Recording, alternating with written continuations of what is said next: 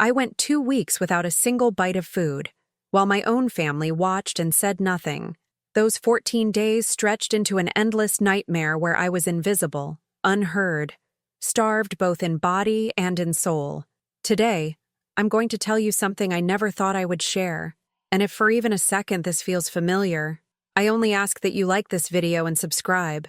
It will help me keep opening my heart. My name is Eleanor, and at 73 years old, I thought I knew what loneliness felt like. Living alone in my cramped Queens apartment, I had accepted the slow exhaustion of aging, the dull ache in my knees from cold New York nights, the stale hum of the subway beneath my windows, the silence that filled my days like thick fog. But last summer, I believed an escape was possible. A trip to the Hamptons with my daughter Sarah and her husband Marcus, something to breathe fresh air into my hollowed years. I packed my worn suitcase with trembling hands, folding my few good clothes carefully between layers of tissue paper. I tucked in a silk scarf that still carried the faint scent of my late husband Robert's cologne, Old Spice mixed with the memory of Sunday mornings when we'd read the paper together, his warm hand covering mine. That scarf was my soft anchor, my reminder that I had once been loved without conditions, without fear. The morning we left, I stood at my kitchen window watching the busy street below. Mothers pushed strollers, their faces bright with purpose. Young couples hurried past, coffee cups steaming in their hands. I pressed my palm against the cold glass and whispered a prayer to Robert's memory. Help me find some peace, my love. Just a little peace. Sarah arrived in Marcus's black Mercedes, the leather seats still smelling new. She barely looked at me as I struggled with my suitcase. Come on, Mom, we're already running late, she said, her voice carrying that familiar edge of impatience that had grown sharper over the years. Marcus didn't help with my bag either. He sat behind the wheel, checking his phone, his expensive watch catching the morning light. At 51, he was everything my late husband wasn't. Cold where Robert had been warm, calculating where Robert had been generous. But Sarah loved him, or at least she seemed to. And after losing Robert, I'd learned to swallow my doubts about most things. The drive to the Hamptons stretched before us like a promise. I watched Queens fade into Long Island suburbs, my reflection ghost-like in the window. I thought about the fresh ocean air, long walks on the beach, maybe even helping Sarah cook dinner like we used to when she was young. The fantasy felt so real, I could almost taste the salt air. This is going to be wonderful, I said softly, more to myself than to them. Marcus glanced at me in the rearview mirror. His eyes were flat, unreadable. We'll see about that, Eleanor. We'll see. The house in the Hamptons was everything I'd imagined, and nothing I'd expected. 3 stories of gleaming white clapboard, wraparound porches, gardens that belonged in magazines.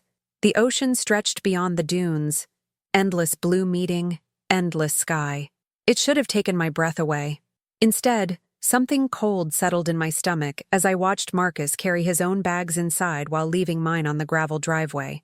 I'll get it myself, I murmured, struggling with the weight. My arthritic fingers burned as I dragged the suitcase across the shells and stones. That first evening, I expected warmth. I expected laughter around the dinner table, shared stories about our day, maybe even a glass of wine as we watched the sunset paint the sky. Instead, as we gathered in the enormous dining room with its crystal chandelier and hand-painted china, Marcus set down his fork and looked at me with those cold, calculating eyes. Eleanor, he said, his voice measured and final. We need to talk about your eating habits. I blinked, confused. My eating habits? Sarah wouldn't meet my eyes. She studied her plate like it held secrets, her dark hair falling forward to hide her face. The silence stretched between us, filled only by the distant sound of waves against the shore. You're going to fast while we're here, Marcus continued, cutting his steak with surgical precision. Just water. This week is about discipline. I laughed, a nervous, brittle sound that echoed off the high ceilings. That's a joke, right? Marcus, I don't understand. It's not a joke. His voice was flat, emotionless. You're overweight. You complain about your health constantly. This is for your own good. The words hit me like a physical blow. I looked at Sarah, desperate for her to speak up, to defend me, to tell her husband he was being cruel. Instead, She took a careful sip of her wine and stared out the window at the darkening sky. "Sarah?" My voice cracked. "Honey, you can't be serious about this." She finally looked at me, and I saw something in her eyes that I'd been refusing to acknowledge for years. Something that looked like resignation mixed with fear. "Mom, maybe it wouldn't hurt to try. You know, for your health." That night, I lay awake in the guest bedroom, my stomach already cramping with hunger. Through the thin walls, I could hear Marcus and Sarah talking in low voices, their words indistinct but their tones clear, his commanding, hers compliant. I pressed Robert's scarf to my face and breathed in the fading scent of our life together. "What would you do, my love?" I whispered into the darkness. "What would you tell me to do?" But Robert was 10 years gone, and I was alone with my hunger and my growing fear. The second day, I woke to the smell of bacon drifting up from the kitchen, my stomach clenched with need so sharp it brought tears to my eyes. I dressed carefully, choosing the blue cardigan Sarah had given me for my birthday 2 years ago, back when she still remembered my birthdays. Downstairs, the kitchen island was spread with a feast. Fresh fruit, artisanal breads, imported cheeses, perfectly scrambled eggs. Marcus and Sarah ate slowly, savoring each bite while I sat at the counter with my glass of water, trying to make the ice cubes last longer on my tongue. "This is delicious," Sarah said, taking another bite of Belgian waffle. "The strawberries taste like summer." I watched her eat, this daughter I'd raised alone after her father abandoned us when she was 8.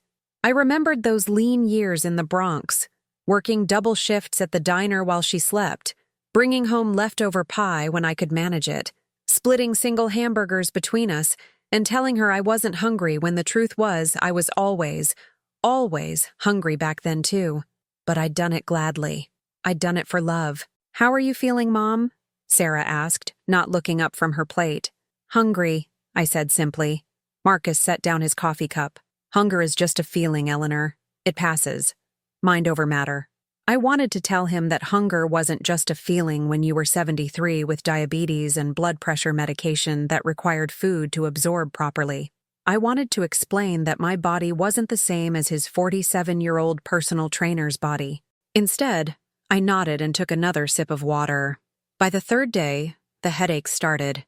Sharp, stabbing pains behind my left eye that made me dizzy when I stood too quickly.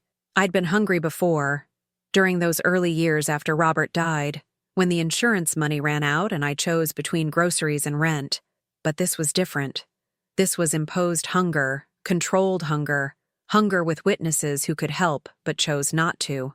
I found myself thinking about my childhood during the Depression, when my mother would water down the soup to make it last another day. "We make do," she'd say, her weathered hands stirring the thin broth. "We always make do." But even then, there had been soup. Marcus worked from the house, his laptop set up on the sun porch where he made important phone calls about investments and stock portfolios. His voice carried through the open windows as I walked the private beach, my legs shaking more each day. He talked about millions of dollars changing hands, cryptocurrency investments that generated massive returns, a fortune that seemed as endless as the ocean stretching toward the horizon. "The Bitcoin transfer alone will net us $2 million, I heard him tell someone during one of his calls. "And that's just this quarter's profits." I thought about the $40 I'd given Sarah last month when she said they were behind on their electricity bill, the way she'd hugged me, tears in her eyes, promising to pay me back, the way I'd never seen that money again, just like the hundreds of other small loans that had vanished into their lifestyle of expensive cars and Hampton houses. On the fourth night, I found myself standing in front of the bathroom mirror, barely recognizing the woman looking back at me. My cheeks had hollowed out. My eyes seemed too large for my face. My clothes hung loose on my shrinking frame. I touched my reflection with trembling fingers. "Who are you?" I whispered. "What have you become?" The woman in the mirror had no answers. I began to understand that this wasn't about discipline or health. This was about power. About breaking me down until I was small and grateful and never questioned anything again. I started to see the pattern I'd been blind to for years. The way Marcus controlled every conversation, every decision, every dollar that flowed through their household. The way Sarah had gradually stopped calling me unless she needed something. The way my granddaughter Emma, now 15, barely spoke to me anymore. Her attention always on her phone, her responses to my questions reduced to shrugs and single syllables. On the 5th day, I called my neighbor, Mrs. Rodriguez. She lived in the apartment next to mine in Queens, and we'd shared many cups of coffee over the years, comparing stories about ungrateful children and the loneliness of widowhood. "Eleanor," her warm voice filled my ear. "How's the fancy vacation? You eating lobster every night?" I almost laughed. Almost. "It's different than I expected, Rosa." "Different how? You sound tired, mija." I looked around the luxury guest room with its designer furniture and expensive artwork, then closed my eyes. I think I might not be welcome here." "What do you mean not welcome?" "Your family." The word family stuck in my throat like a bone. Yes, family. We talked for 20 minutes, Rosa filling me in on the neighborhood gossip, the new couple who'd moved into 4B, the way Mrs. Chen's arthritis was acting up with the humidity. Normal problems. Human problems. Problems that could be solved with soup and conversation and genuine care. When I hung up, the silence of the Hampton house pressed down on me like a weight. By the 6th day, I was weak enough that I had to hold on to the stair railing when I walked. My hands shook constantly now, and I'd developed a persistent cough that might have been from the ocean air or might have been from my body beginning to shut down. I wasn't sure anymore. Sarah found me sitting on the back porch that afternoon, staring out at the dunes. She sat down beside me, and for a moment I hoped she was going to say something, anything, that acknowledged what was happening to me. "The sunsets are beautiful here, aren't they?" she said instead.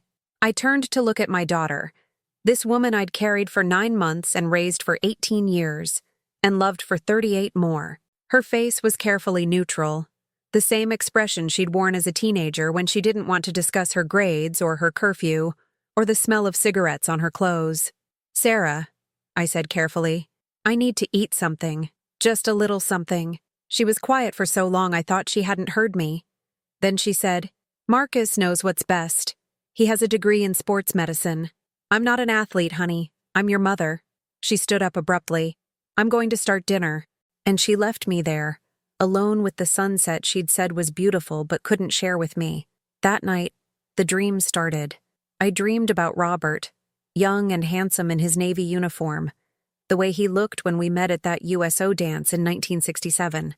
I dreamed about Sarah as a baby, so tiny and perfect in my arms, her little fist wrapped around my finger. I dreamed about Sunday dinners with my own mother, the way she'd pile our plates high with pot roast and mashed potatoes, the way she'd say, "Eat, eat, you're too skinny." I woke up crying. The 7th day was when I discovered the money. I was looking for aspirin in the guest bathroom when I knocked Marcus's shaving kit off the counter. His wallet fell out, and papers scattered across the tile floor. As I gathered them up, trying to be respectful of his privacy, I saw my own name on several official-looking documents: bank statements, wire transfers, account summaries. My hands shook as I read the numbers. Over the past 6 months, there had been 17 separate withdrawals from my savings account, totaling nearly $30,000. $30,000 I had no memory of authorizing. Money that was supposed to ensure I could afford my medications, my rent, my basic needs for the remaining years of my life. I sat on the bathroom floor, papers spread around me like evidence of a crime I was too slow to prevent. The amounts varied. $200 here, $3,400 there, sometimes as much as $4,000 in a single transaction, all approved with my signature, all transferred into an account I didn't recognize, my signature. But I remembered signing nothing. I thought about the power of attorney papers Marcus had convinced me to sign last Christmas. "Just in case something happens to you, Eleanor," he'd said, his voice so caring, so concerned. "We want to be able to take care of you." Sarah had nodded earnestly. "It's just a precaution, Mom. We love you." Love. The word tasted bitter in my mouth now. I gathered the papers with shaking hands and put them back in Marcus's wallet, arranging them exactly as I'd found them. But I memorized the account numbers. I memorized the dates. I memorized everything. That evening at dinner, their dinner, my silent observation, I watched Marcus cut his prime rib with steady hands. I watched Sarah sip her wine and laugh at his jokes about the neighbor's pretentious garden party. I watched my granddaughter Emma scroll through her phone, taking selfies with her perfect makeup and perfect hair, while her grandmother sat 3 feet away, starving. None of them looked at me. I was 8 days into my forced fast when my body began to shut down in earnest. I woke up on the bathroom floor, having apparently fainted while trying to brush my teeth. My vision was spotty, my heartbeat irregular. When I tried to stand, my knees buckled. I managed to get back to bed and lay there for hours, waiting for someone to check on me, waiting for Sarah to bring me a slice of toast or a cup of tea, waiting for Emma to ask if I was okay, waiting for Marcus to realize that whatever point he was trying to make had been made, and I could stop being punished now. No one came. Through my bedroom window, I could see them on the beach. Marcus throwing a football to Emma while Sarah set up a picnic blanket. A proper family scene, complete with a wicker basket full of sandwiches and fresh fruit and thermoses of lemonade. They looked happy without me. They looked whole. I pressed Robert's scarf to my face and sobbed. Deep, silent sobs that shook my whole body. I don't understand, I whispered to his memory. I don't understand what I did wrong, but maybe that was the point. Maybe I hadn't done anything wrong. Maybe this was just who they were. And I'd been too lonely and too desperate to see it clearly. On the 9th day, I called my doctor in Queens. Doctor, Patel had been treating me for 15 years. Ever since Robert's death, when grief had made my blood pressure spike to dangerous levels. She knew my medical history better than I did. Knew about the diabetes medication that required food. Knew about the blood thinners that could cause internal bleeding when taken on an empty stomach. Eleanor, she said after I explained my situation in the vaguest terms possible, you need to eat something immediately. Your medications are designed to be taken with food. Without it, you're risking serious complications. What kind of complications? Her pause told me everything. Eleanor, where are you? Are you safe? Safe. What a strange word. I was staying in a house worth millions of dollars with my own family, protected from the outside world by money and privilege. But I wasn't safe at all. I'm fine, I lied. Just curious about the medical requirements. Eleanor, her voice was firm now. If you're in a situation where you can't eat, you need help. Real help. Do you understand me? After I hung up, I sat in the pristine guest bedroom and tried to make sense of my life. How had I become this person, this woman who apologized for taking up space, who accepted cruelty as care, who let others control the most basic functions of her body? When had I become so small that I could disappear in plain sight? I thought about my mother, who'd raised 5 children during the Depression without ever letting us see her own fear. I thought about my grandmother, who'd survived the Spanish flu and 2 world wars, and never once asked permission to exist in her own life. I thought about all the women who'd come before me, who'd endured hardships I couldn't imagine, but who'd never surrendered their dignity. What would they think of me now? On the 10th day, Marcus made a mistake. I was sitting in the living room, too weak to do much more than stare out the window, when his phone rang. He answered it in the same room, apparently forgetting I was there, or perhaps not caring if I overheard. The old lady's account is almost empty, he said, his voice casual, businesslike. Maybe another month before we'll need to move to the next phase. I went very still. No, she's completely compliant. Doesn't suspect anything. Sarah's got her wrapped around her finger with the guilt trips about family loyalty. My vision tunneled. The room seemed to tilt on its axis. The trip was genius, actually. Isolating her like this, breaking down her defenses. She'll sign anything we put in front of her when we get back home. The house, the remaining investments, all of it. I closed my eyes and listened to my son-in-law plan the theft of my entire life. By Christmas, we'll have liquidated everything. The Bitcoin transfers alone will set us up for years. And if she gets difficult, well, there are facilities for that. Nice ones. Expensive ones. Very secure. When he hung up, I opened my eyes and found him staring at me. For just a moment, his mask slipped, and I saw the calculation behind his concerned husband act. Then he smiled. How are you feeling today, Eleanor? You look a little pale. I'm fine, I whispered. But I wasn't fine. I was finally, completely awake. That night, while they slept, I made my way down to the kitchen. My legs shook with each step, my vision blurred from days of malnutrition. But I was determined. I opened the refrigerator and stared at the abundance inside. Fresh berries, leftover pasta, imported cheeses, bottles of wine that cost more than my monthly grocery budget. I took an apple. Just one small red apple. I ate it slowly, standing at the kitchen window overlooking the ocean. Each bite was a small revolution, a tiny act of defiance against people who'd tried to erase me, bite by missing bite. The fruit was sweet and tart and perfect, and for the first time in 10 days, I felt almost human. As I ate, I made plans. The 11th day was the day I started fighting back. I called my bank in Queens and asked about the recent withdrawals from my account. The customer service representative confirmed what I already knew. The transactions had been authorized using my power of attorney paperwork, all legitimate according to their records. "Can I revoke the power of attorney?" I asked. "Certainly, Mrs. Walsh. You'd need to come in person with proper identification and file the paperwork. There's a mandatory waiting period for safety reasons, but yes, it can be done." "What kind of waiting period?" 48 hours, ma'am. Just to ensure you're not being coerced." Coerced. If only she knew. I called a taxi company and arranged for pickup the next morning while Marcus and Sarah were at the beach. I still had my credit card, still had enough presence of mind to plan an escape route. The taxi would take me to the Hampton Bays train station, where I could catch the Long Island Railroad back to Queens. All I had to do was survive one more day. That afternoon, Emma approached me for the first time since we'd arrived. She sat down next to where I was resting on the porch, her 15-year-old face serious and troubled. "Grandma," she said quietly, "are you sick?" I looked at my granddaughter, this beautiful girl who was becoming a stranger to me. Her concern seemed genuine, but I'd been fooled by genuine-seeming concern before. "Why do you ask, sweetheart?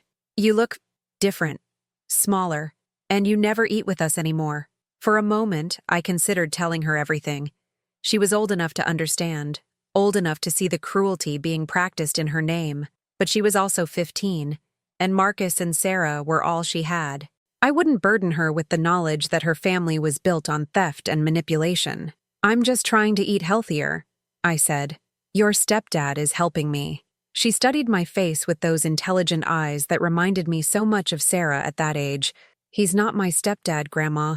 He's my dad. My real dad lives in California and doesn't call." The correction hurt more than it should have. Marcus had been in Emma's life for 8 years, since she was 7. In her mind, he was her father figure. And I was just the grandmother who embarrassed the family by existing. "I know, honey. I'm sorry." She squeezed my hand, the first physical affection I'd received in 11 days, and went back inside. Through the window, I watched her whisper something to Sarah, watched Sarah's face harden as she looked out at me. 10 minutes later, Marcus appeared on the porch. "Emma's worried about you," he said, settling into the chair beside me. "She thinks you're not eating enough." I said nothing. "I told her you were fine, that this is doctor recommended." She seemed satisfied with that explanation. Still nothing. "Eleanor, I need you to understand something." His voice was lower now, more dangerous. "Emma adores me. Sarah depends on me.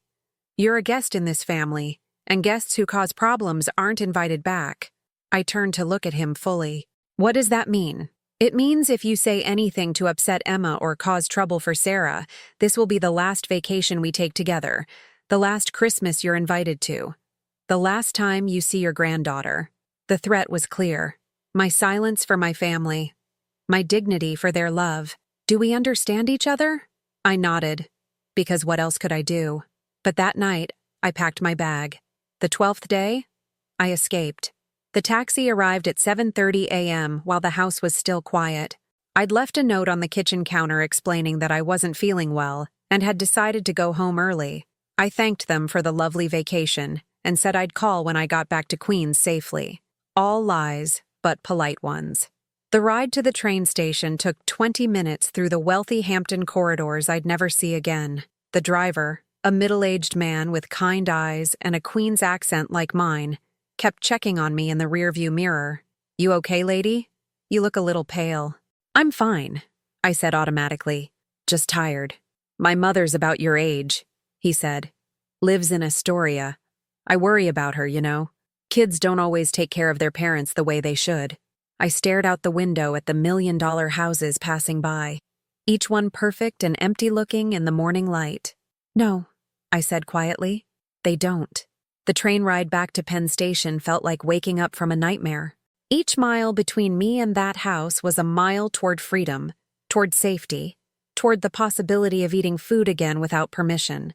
I bought a sandwich from the snack car, just a simple turkey and Swiss on white bread, and ate it slowly, gratefully, while the Long Island suburbs rolled past my window. By the time we pulled into Queens, I had a plan. My apartment had never looked so beautiful. The familiar smell of Mrs. Rodriguez's cooking from next door, the sound of children playing in the courtyard, the blessed ordinariness of my small kitchen and cluttered bookshelves. It was all perfect in a way I'd never appreciated before.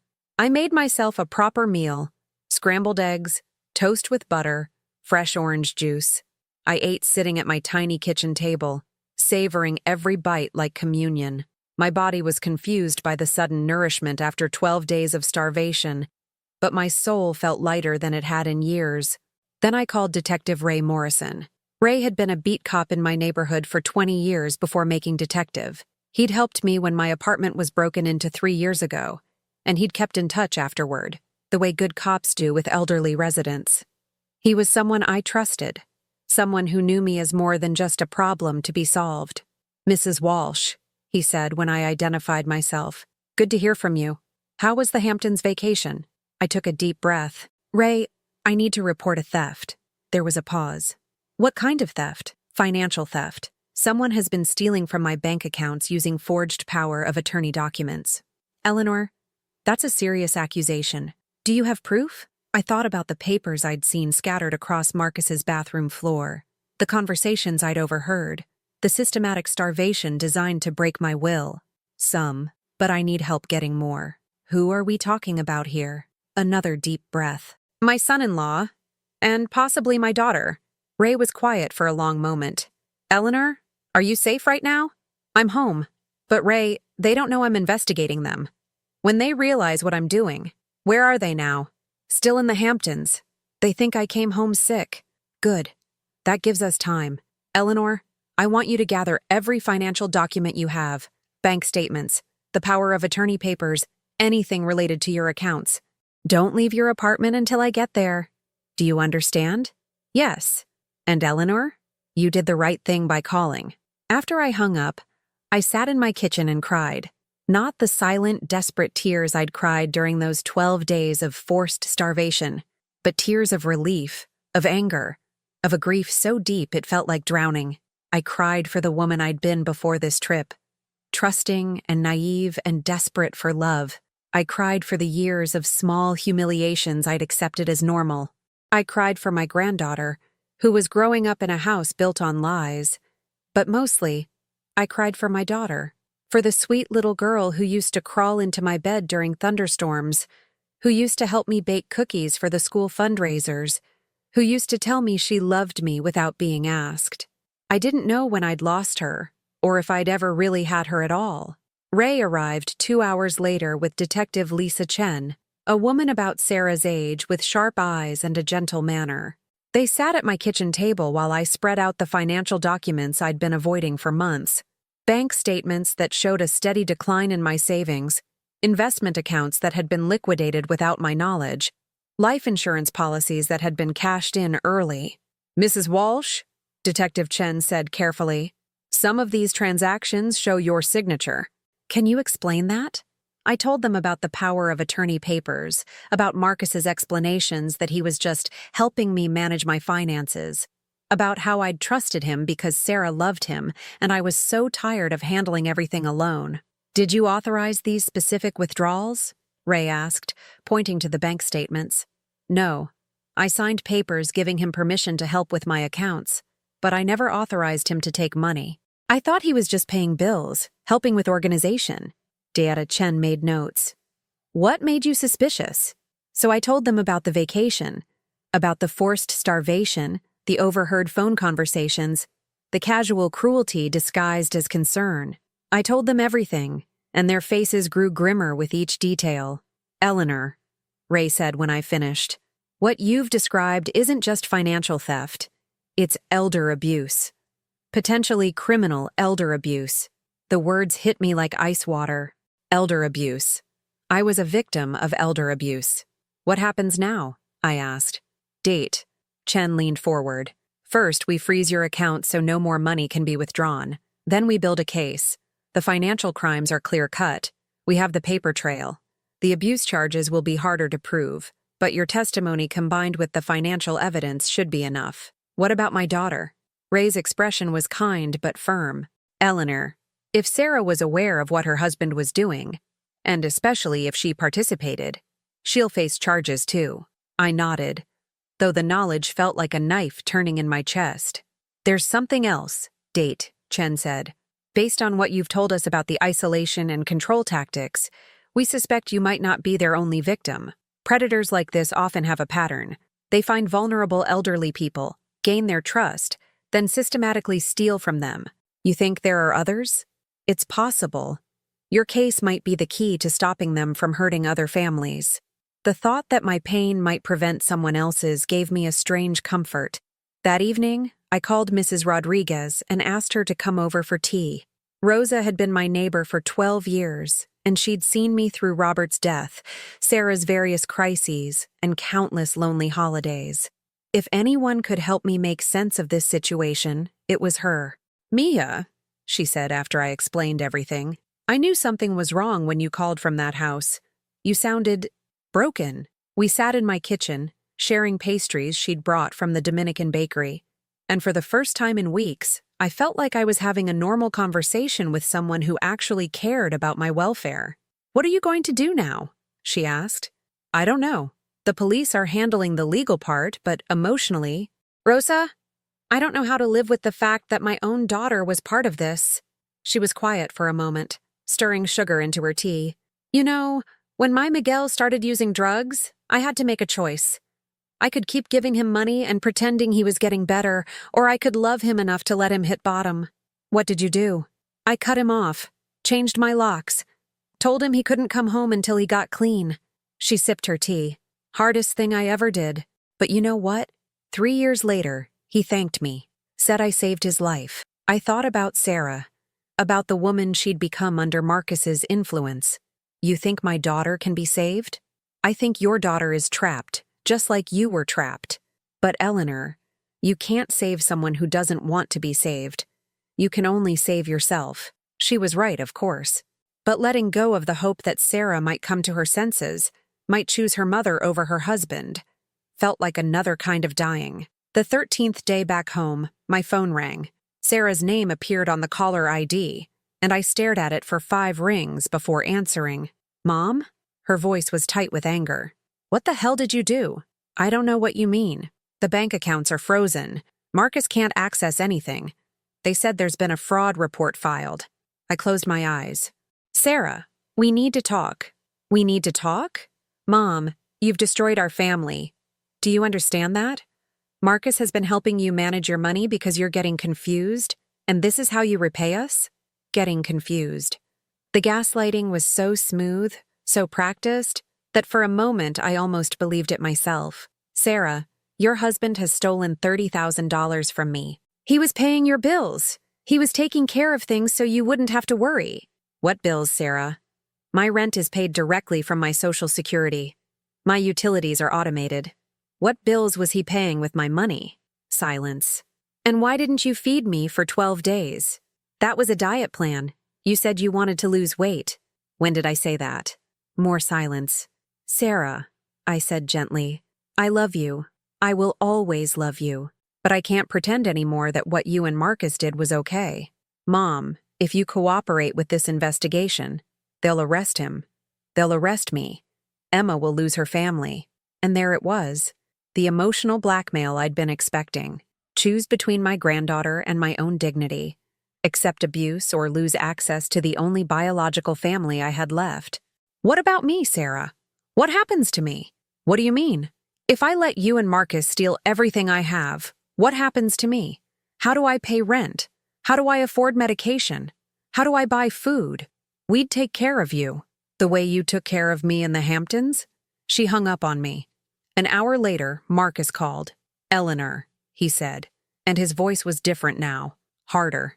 The mask was completely off. "You have no idea what you've started." "I know exactly what I've started." "Do you? Do you really?" "Because Emma is upstairs crying her eyes out right now. She doesn't understand why her grandmother is trying to destroy her family. Sarah hasn't stopped crying either.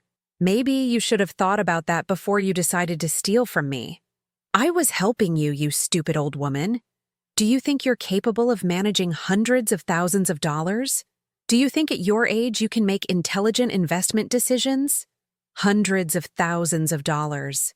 So they knew exactly how much I had, exactly what they stood to gain. "It's my money, Marcus, not yours. Not anymore. By the time this is over, you'll be declared mentally incompetent. Emma will never speak to you again. Sarah will never forgive you. And you'll die alone in some state facility, wondering why you threw away the only family you had left." The threat was clear, but for the first time in years, I wasn't afraid. "Maybe," I said, "but I'll die knowing I fought back." I hung up and immediately called Detective Chen. The next morning, I woke up to find my building's security door had been forced open. Someone had tried to get into my apartment during the night. There were scratches around my deadbolt, as if someone had tried to pick the lock. I called the police, and Ray came over with a uniformed officer to take a report. They dusted for fingerprints and took photos of the damaged door, but we all knew who was responsible. "Eleanor," Ray said as the other officer finished his paperwork, "I think you should consider staying somewhere else for a few days. Maybe with Mrs. Rodriguez or another neighbor. They're really that desperate." "Desperate people do dangerous things. The district attorney's office is expediting your case because of the attempted break-in. They want to arrest Marcus and Sarah before this escalates further." "How long?" "Maybe 48 hours. "Can you lay low until then?"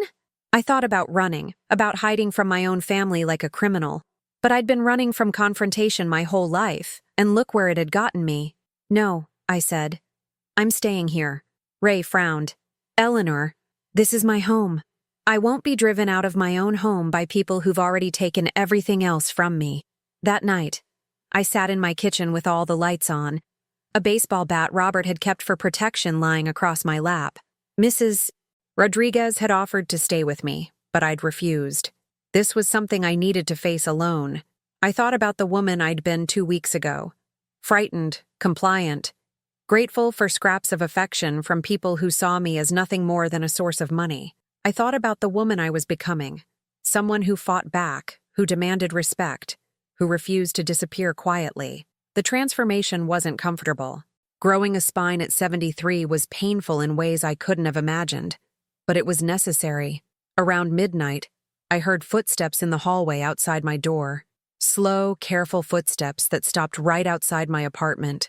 I held my breath and gripped the baseball bat tighter. The doorknob turned slowly, testing the lock. "I know you're out there," I called out, my voice stronger than I felt. "The police are monitoring this building." The footsteps retreated quickly. I didn't sleep that night, but I wasn't afraid anymore. I was angry, and anger, I was learning, was much more useful than fear. The 14th day after my escape from the Hamptons, Detective Chen called with news. "We're ready to make the arrests," she said. "Both Marcus and Sarah are being charged with financial elder abuse, theft, and fraud. There's also a restraining order that prevents them from contacting you or coming within 500 feet of your home." "When?" "This afternoon. Eleanor, I want you to know that your courage in coming forward has been extraordinary. Most people in your situation never report the abuse." After she hung up, I sat in my kitchen and tried to figure out what I was feeling. Relief, certainly. Vindication. But also a grief so profound it felt like drowning. My daughter was going to jail because of me. My granddaughter was going to grow up knowing her grandmother destroyed her family. But then I thought about the overheard phone conversation, about Marcus's casual cruelty, about the 12 days I'd been starved while they watched. I thought about all the other elderly people who might experience the same systematic abuse if Marcus and Sarah weren't stopped. My phone rang. Emma's number. I almost didn't answer, but something in me needed to hear her voice one more time. "Grandma?" She was crying. "I'm here, sweetheart. They arrested Mom and Dad. They said you told lies about them." My heart broke. "Emma, I hate you," she said through her sobs. I hate you so much. You ruined everything. The line went dead. I set the phone down and cried for the relationship with my granddaughter that had just died along with all the others. But I didn't regret what I'd done. I couldn't regret it. 3 weeks later, the case made the local news. Elderly woman fights back against family fraud, read the headline in the Queen's Tribune. The article described the systematic theft, the psychological abuse, the forced starvation during what was supposed to be a loving family vacation. Reading about my life in black and white, seeing the cold facts laid out for strangers to judge, was surreal. But the reporter had gotten the important details right. Marcus had stolen over $40,000, more than the original 30 I'd discovered. Sarah had been aware of the theft and had actively participated in the emotional manipulation designed to keep me quiet. They were both facing serious jail time. The article mentioned that the couple had been investigated for similar crimes against other elderly victims. Marcus had apparently been targeting wealthy widows in the Hamptons area for years, using various schemes to gain access to their finances. Sarah's role had been to provide legitimacy. Who would suspect a loving daughter and son-in-law? I was victim number 7 that they knew about. Detective Chen called that afternoon. Eleanor, I wanted you to know that 2 other victims have come forward since the arrests. Marcus and Sarah won't be getting out of prison anytime soon. What about Emma? She's staying with Sarah's sister in New Jersey temporarily. Child Services is involved, but she'll be okay. She's old enough to understand what happened, even if she can't accept it right now. Has she said anything about me? Det. Chen was quiet for a moment. Eleanor, she's 15, and her whole world just collapsed. Give her time. Kids are more resilient than we think. After the phone call, I walked to the corner market where Mr. Park had been selling groceries for 30 years. He knew me, knew my usual order of modest supplies that stretched to last the week. Today, for the first time in months, I bought whatever I wanted. Fresh strawberries that weren't on sale, good cheese, a bottle of wine I'd been eyeing for special occasions. Mrs. Walsh, he said as he rang up my purchases. You seem different today, happy. I feel different, I said, surprising myself with the truth of it. Walking home with bags full of good food, I realized I was no longer the woman who'd left for the Hamptons believing a family vacation would cure her loneliness. I was someone new. Someone who'd learned that being alone wasn't the worst thing that could happen to you. Being invisible was worse. Being used was worse. Being systematically destroyed by people who claimed to love you was worse. But I wasn't invisible anymore. That evening, I did something I hadn't done since Robert died. I cooked a real meal. Not just something to fill my stomach, but an actual dinner with courses and care. Chicken marsala, roasted vegetables, a salad with the expensive cheese from Mr. Park's store. I set my small table with the good china Robert and I had gotten for our wedding, lit candles, poured wine. I was having dinner for one, but it wasn't lonely. It was peaceful. Halfway through the meal, my phone rang. Mrs. Rodriguez. Eleanor, I smell something wonderful coming from your apartment. Are you having a party? Just dinner, I said. Would you like to join me? Are you sure? I don't want to intrude. Rosa, you're not intruding. You're surviving. We're both surviving. She came over with homemade flan, and we finished dinner together, talking about everything except family drama and court cases and broken relationships. We talked about the new Korean restaurant that had opened down the block, about the book club at the library that was reading mysteries this month, about the community garden that needed volunteers. We talked about the future in small, manageable pieces. 2 months after the arrests, I received a letter from Sarah. The return address showed she was in county jail awaiting trial. I stared at the envelope for an hour before opening it. Mom, she'd written in handwriting that looked like a child's. I know you probably hate me now. I know what we did was wrong. Marcus convinced me that we were helping you, that you couldn't handle your finances anymore, that taking the money was for your own good. I know how stupid that sounds now. I keep thinking about when I was little and Dad left us. You worked so hard to take care of me, and I never appreciated it. I thought you owed me that. I thought you owed me everything, forever, because you were my mother. I don't expect you to forgive me.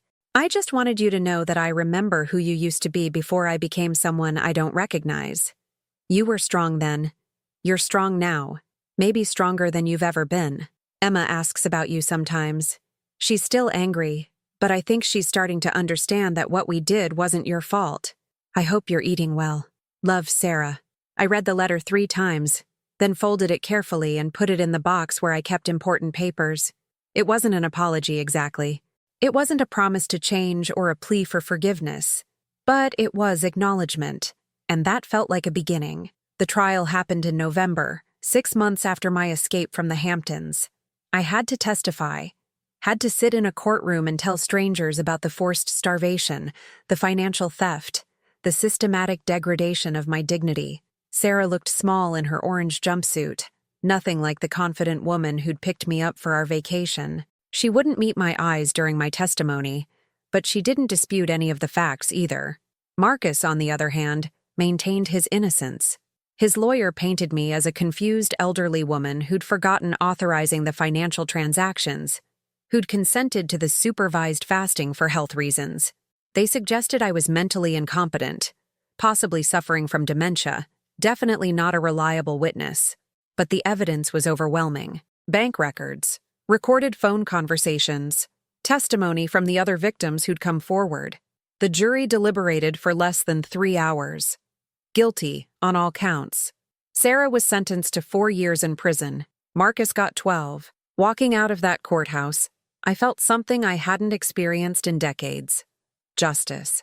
Not revenge, not satisfaction in their suffering, but the simple knowledge that actions have consequences and truth matters. Even when it comes from a 73-year-old woman nobody wanted to believe. Detective Chen walked me to a taxi. "How do you feel?" she asked. "Free," I said, and meant it. That winter, I made a decision that surprised everyone, including myself. I started volunteering with the Queens District Attorney's Office, helping other elderly victims of financial abuse navigate the complex process of reporting crimes and pressing charges. The work was hard. Many of the victims were in situations similar to what mine had been. Isolated, financially dependent on their abusers, convinced that speaking up would only make things worse. Some had been stolen from by their own children, others by caregivers or romantic partners who'd gained their trust, then exploited it. I sat in small conference rooms and kitchen tables across Queens, listening to stories that broke my heart and made me grateful for my own strength. I learned that what had happened to me wasn't unusual, wasn't shameful, wasn't something I should have been able to prevent through better judgment or family management. It was crime, pure and simple. Mrs. Patterson, 86 years old, whose nephew had stolen her life savings while promising to invest it in guaranteed returns. Mr. Kowalski, whose live-in aide had been forging checks for 2 years. Mrs. Chen, no relation to Detective Chen, whose son had convinced her to sign over her house because he was helping with taxes. Each story was different, but the pattern was always the same. Trust, exploitation, isolation, and the victim's belief that speaking up would only make things worse. "How did you find the courage?" Mrs. Patterson asked me during one of our sessions. "How did you choose justice over family?" I thought about it for a long time. "I realized that people who really love you don't starve you," I finally said. "They don't steal from you. They don't try to make you disappear." I spent so many years confusing control with care that I forgot what love actually looked like. "What does it look like?" I smiled, thinking about Mrs. Rodriguez bringing me soup when I was sick, about Detective Chen treating me like my story mattered, about the other volunteers who welcomed me into their work without asking what I might do for them in return. "Love looks like respect," I said. "It looks like listening without judgment. It looks like helping without keeping score." Spring came early that year. I joined the community garden Rosa had mentioned, spending Saturday mornings with my hands in the dirt, learning to grow vegetables I'd actually eat instead of giving them away. My small plot produced tomatoes, lettuce, herbs that made my simple meals taste like celebrations. One morning in May, Emma appeared at the garden gate. She was 16 now, taller, her face more mature but still recognizably the little girl who used to help me bake cookies. She'd been living with Sarah's sister, finishing high school, working part-time at a local coffee shop. "Grandma?" she said tentatively. I stood up slowly, brushing dirt from my hands. Hello, sweetheart. We stared at each other across the rows of spring vegetables, and I could see her internal struggle. She was old enough now to understand what her parents had done, but young enough that the betrayal still felt personal. Aunt Linda said I should talk to you, she said finally. Do you want to? She shrugged, a gesture so familiar it made my heart ache. I guess. We sat on the bench outside the garden fence, watching traffic move slowly down Northern Boulevard. Emma picked at her nail polish and I waited, having learned patience during those long months of rebuilding my life. Mom wrote me, she said eventually. From prison. She said what they did to you was wrong. It was. But you're still my grandma. I am. I said I hated you. I know. I understood why you said it. She looked at me then. Really looked. Perhaps seeing me clearly for the first time. You look different. Healthier. I feel different. Are you still angry? At Mom and at him? I considered the question carefully. I'm sad about the choices they made. I'm angry that they hurt you in the process. But I'm not angry at them anymore. Anger is exhausting, and I don't have energy to waste on it. We sat quietly for a while, watching an elderly man teach his grandson to ride a bicycle in the small park across the street. The boy kept falling, kept getting back up, kept trying again. I missed you, Emma said softly. I missed you too. Can we try again? I mean, can we have a relationship that doesn't involve all this drama and courtroom stuff and family-destroying stuff? I turned to look at my granddaughter, this young woman who was choosing forgiveness over resentment, connection over estrangement. I'd like that very much. She hugged me then, and I smelled her shampoo and the coffee shop scents on her clothes, and felt hope bloom in my chest like spring flowers breaking through frozen ground. We made plans to have dinner the following week. Nothing dramatic. Nothing that required processing years of family trauma. Just grandmother and granddaughter sharing a meal and getting to know each other again. It was exactly what I needed. That summer, Sarah was released on parole after serving 18 months of her sentence. She moved in with her sister temporarily, found work at a grocery store, began the slow process of rebuilding her life outside of Marcus's influence. She called me before her first day of work. Mom, she said, and her voice was different. Smaller, but also more real somehow. I know I don't have the right to ask this, but I could use some encouragement. You're going to do fine, I said, meaning it. You're stronger than you think. I don't feel strong. Strong isn't a feeling, Sarah. It's a choice you make every day. You're choosing to start over, to build something better. That's strength. She was quiet for a moment. Emma said you two have been spending time together. We have dinner once a week. She's a remarkable young woman. She is. I'm grateful she has you to help her through this. It wasn't an apology, exactly. It wasn't a request for reconciliation or forgiveness, but it was acknowledgement of my value in Emma's life, recognition that I had something to offer beyond financial resources. It was a start. Marcus was scheduled to serve his full sentence. According to Detective Chen, he'd shown no remorse during his incarceration, continued to maintain that his victims were confused or mentally incompetent, refused to participate in any rehabilitation programs. Some people, I learned, never change. Some people are exactly who they appear to be under the charm and manipulation. I was grateful Sarah wasn't one of them. On my 74th birthday, I threw myself a party. Not a big celebration, just Mrs. Rodriguez, Emma, 2 women from my volunteer work, and Mr. Park from the corner store who'd become an unexpected friend. We gathered in my small apartment, ate cake I'd bought without apology from the good bakery, drank wine that wasn't on sale. Emma gave me a photo album she'd made, filled with pictures from her childhood that I'd thought were lost forever. Sarah as a young mother, Emma learning to walk, family gatherings from before everything got complicated. She'd written captions in her careful handwriting. Grandma teaching me to make pie crust, age 6. Christmas morning, Grandma's house, age 9. The woman who saved our family. The last caption made me cry, but they were good tears. Mrs. Rodriguez gave me a small cactus in a painted pot. For resilience, she said. Like you. As the evening wound down and my friends prepared to leave, I looked around my small apartment, the same space where I'd felt so lonely and invisible just 18 months ago, and saw it transformed. Not by money or renovation, but by the presence of people who valued me for who I was rather than what I could provide. After everyone left, I sat with Emma on my small balcony, watching the sunset over Queens. The subway rumbled beneath us, carrying tired workers home to their families, and the sound that had once seemed so isolating now felt like the heartbeat of a city I belonged to. "Grandma," Emma said, "can I ask you something? Anything. Do you regret it? Reporting them, I mean? Breaking up the family?" I thought about the question for a long time, watching lights come on in apartment windows across the street. Other lives, other families, other people making their way through the complicated business of loving each other imperfectly. "Emma," I said finally, "when you were little, maybe 4 or 5, you had this beautiful fishbowl with goldfish in it. Do you remember?" She nodded. "One day I came over and noticed the water was cloudy, really dirty. The fish were gasping at the surface, barely alive. Your mom was busy with something else, didn't see how bad it had gotten." "I remember." "You cleaned the bowl." "I did. I had to take the fish out, scrub away all the algae and waste, put in fresh water. For a few minutes the fish were disoriented, swimming in circles, not sure what was happening to them." Emma was quiet, following my metaphor.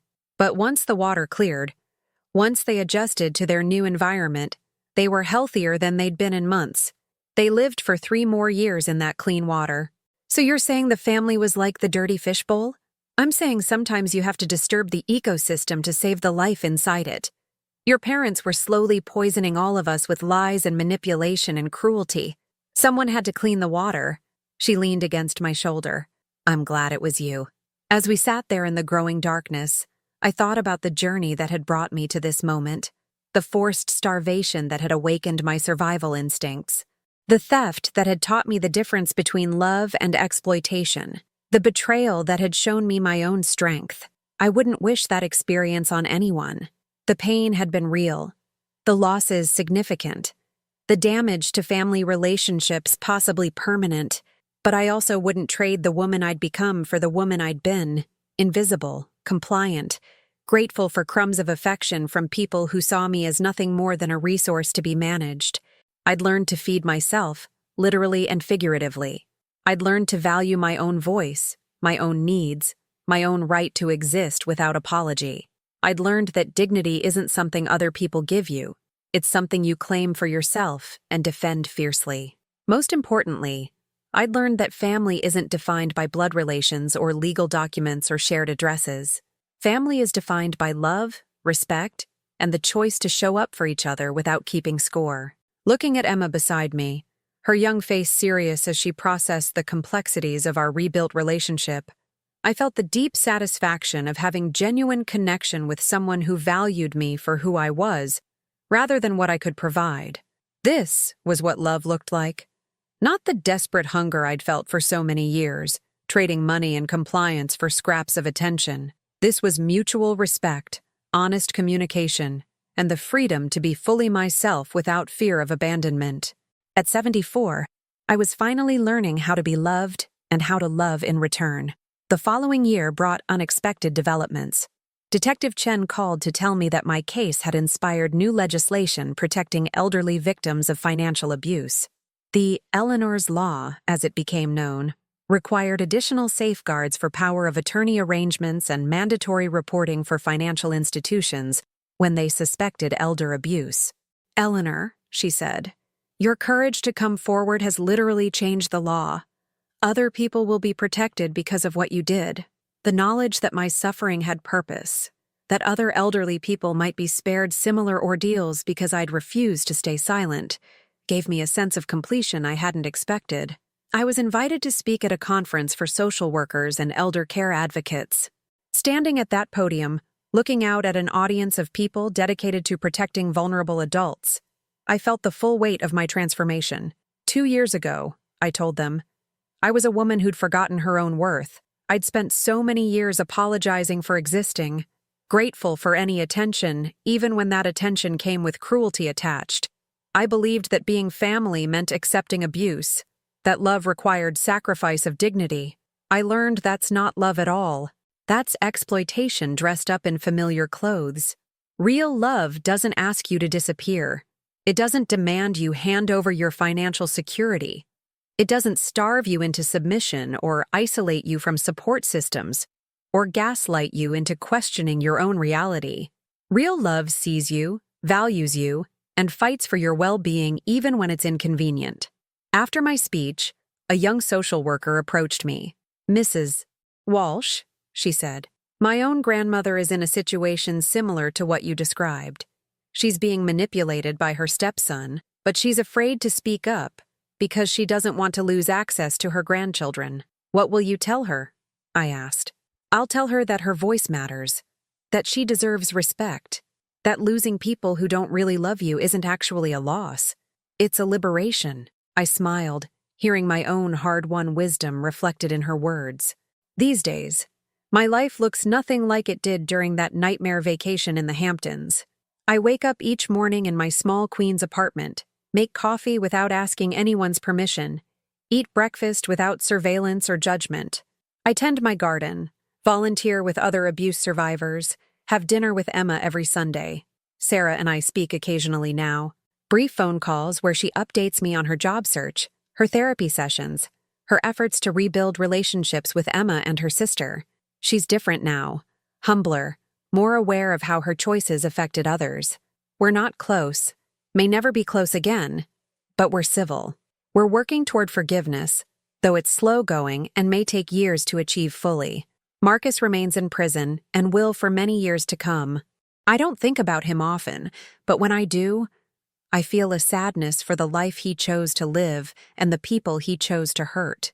Some people never learn that power taken through manipulation is hollow, that relationships built on fear and control are ultimately fragile. I'm grateful I learned those lessons before it was too late. Emma is thriving. She's a senior in high school now, working part-time and saving money for college. She wants to study social work, inspired by the advocates who helped our family navigate the legal system. She talks about wanting to help other families heal from trauma, and I see in her the kind of wisdom that comes from surviving difficult experiences with love intact. She's the best thing that came from my marriage to Robert, the best thing Sarah ever gave me, the reason I'm grateful for every choice that led me to this life. Last week, as we walked through the community garden checking on our vegetables, Emma asked me what I'd learned from everything we'd been through. I stopped beside the tomato plants, heavy with fruit I'd grown with my own hands, and considered her question carefully. "I learned that survival isn't passive," I said. "It's not just enduring whatever life hands you. Sometimes survival requires action, requires courage, requires standing up for yourself even when the people you love most are the ones trying to tear you down. I learned that family is a choice, not an obligation. Just because someone shares your DNA doesn't mean they get to treat you badly. And just because someone loves you doesn't mean they can't also hurt you. Most importantly, I learned that it's never too late to save yourself. At 73, I thought my story was already written, thought I was too old to change or grow or demand better treatment. But transformation doesn't have an expiration date. You can start over at any age, as many times as necessary. Emma nodded seriously, absorbing these lessons for her own future relationships and challenges. As we finished our garden work and walked home through the familiar Queens streets, I reflected on the journey that had brought me to this peace, the forced starvation that had awakened my fight, the financial theft that had taught me to value myself beyond what I could provide others, the family betrayal that had shown me the difference between love and exploitation. I thought about the woman I'd been, desperate for connection, willing to accept crumbs, invisible in her own life, and I marveled at the woman I'd become, strong enough to stand alone, wise enough to recognize genuine love when it appeared, brave enough to keep opening her heart despite the risks. Tonight, I'll make myself dinner without asking permission or apologizing for the space I take up in the world. I'll call Mrs. Rodriguez and we'll share stories about our day. I'll read a book Emma recommended, or work on a puzzle, or simply sit on my small balcony and watch the city lights twinkle like earthbound stars. Simple pleasures that feel like miracles because I remember what it was like to have them taken away. To anyone listening to this story, anyone who recognizes themselves in my early desperation or current freedom, I want you to know, your worth isn't determined by how others treat you. Your value doesn't depend on what you can provide or how little space you take up, or how grateful you are for inadequate care. You deserve respect. You deserve kindness. You deserve to be fed, literally and metaphorically. You deserve to have your voice heard, your needs considered, your existence celebrated rather than merely tolerated. And if the people in your life can't offer you these basic dignities, if they respond to your reasonable requests with manipulation or threats or withdrawal of love, then they're showing you exactly who they are. Believe them.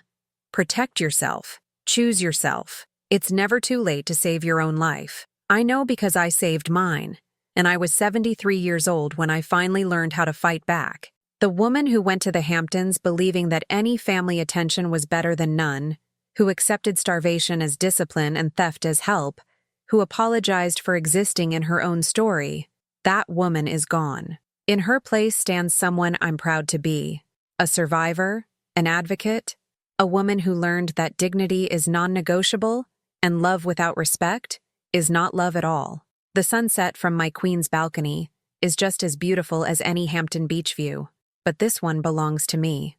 Have you ever lived something like this? Or known someone who has endured family manipulation and found the courage to break free? Share your story in the comments below. If this message resonated with you, please like this video and subscribe to my channel. It helps me continue sharing these important stories, and it might help this reach someone else who needs to hear that they're not alone, that their voice matters, and that it's never too late to reclaim their own life. Remember, you are worth more than you've been told, stronger than you know, and deserving of love that builds you up instead of tearing you down. Thank you for listening to my heart.